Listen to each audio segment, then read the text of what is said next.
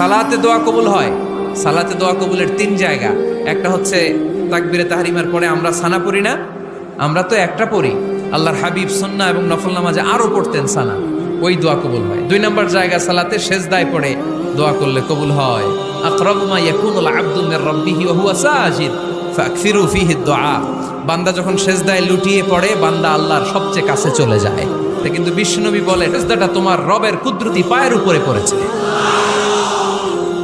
সেজদায় পড়ে দোয়া করেন। সালাম ফিরানোর আগে বিশ্বনবী দোয়া করতেন, লা ইউসাল্লিমান্না আহাদুকুম হাত্তা ইয়াতাআওয়াযা মিন আরবা'a।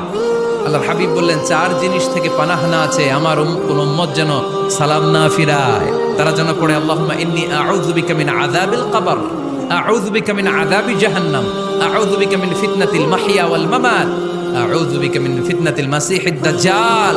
আল্লাহ কবরের আযাব থেকে বাঁচাও, আল্লাহ জাহান্নামের আগুন থেকে বাঁচাও, আল্লাহ জীবন